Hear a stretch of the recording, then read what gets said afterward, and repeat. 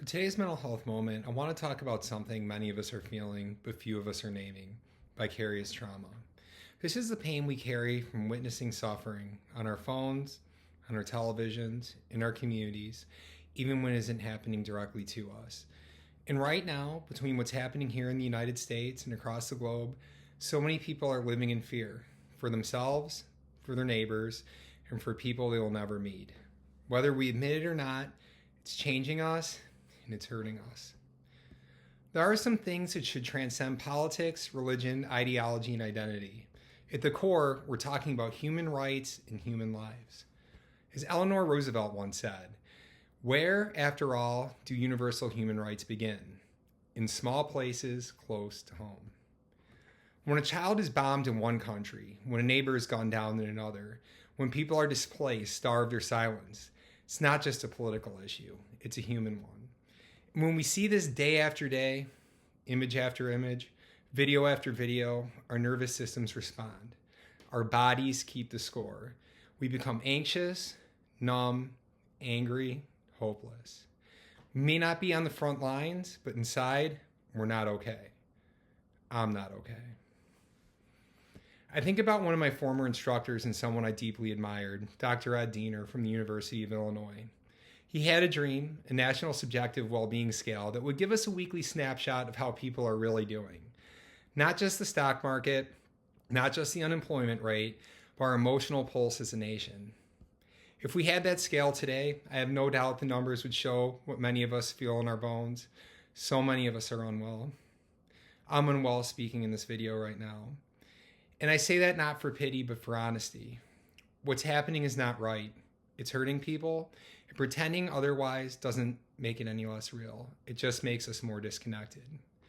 We live in an age where pictures and videos travel faster than ever before. And here's the thing. Pictures and videos themselves do not lie, but people do. Narratives can be twisted, context can be stripped away. We're told who to blame, who to fear, whose lives matter less.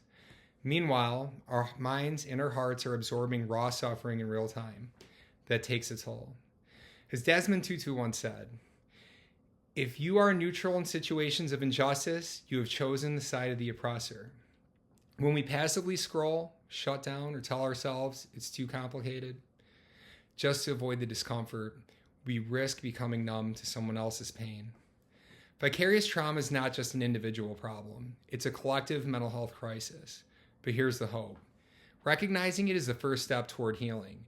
We need to slow down and really think about what we're seeing. To question the stories we're being fed. To allow ourselves to feel grief, outrage, empathy. Not as a performance, but as a genuine human response. And then we need to channel those feelings into peaceful action. Having hard conversations, supporting humanitarian efforts, voting with conscience, amplifying credible voices, standing up when we see harm being done. Martin Luther King Jr. reminded us that injustice anywhere is a threat to justice everywhere. That's not just a line for the storybooks. It's a prescription for today's mental health. When people are dehumanized, all of us are impacted, spiritually, emotionally, psychologically. We can't insulate our minds from that and expect to stay well. So if you find yourself feeling exhausted, on edge, overwhelmed by the constant stream of tragedy, know this. It's not a personal failing. It's a human response to an inhumane reality. You are not broken for feeling this way. In fact, feeling it may be proof that your compassion is still intact. But we cannot just stop at feeling. We must wake up. We must see what is happening, not just through the lens of us versus them, but through the lens of shared humanity. We must refuse to look away, and at the same time, we must care for our own mental health so that our empathy doesn't burn us out, but moves us toward change. My invitation to you today is this. Notice how what you're seeing in the world is affecting your inner world. Talk about it. Reach out for support. Limit your exposure when needed, not to escape reality, but to preserve your capacity to respond to it. And ask yourself, gently but honestly, what small peaceful action can I take so I'm not just passively contributing to the pain I'm witnessing? Because what's happening isn't right. It's hurting people. It's hurting us. And it will continue unless more of us are willing to see clearly, feel deeply, and act peacefully. This has been your mental health moment with Dr. Matt. Be gentle with yourself, Stay awake to others, and remember, caring is not weakness. It's where our greatest strength begins. Thank you.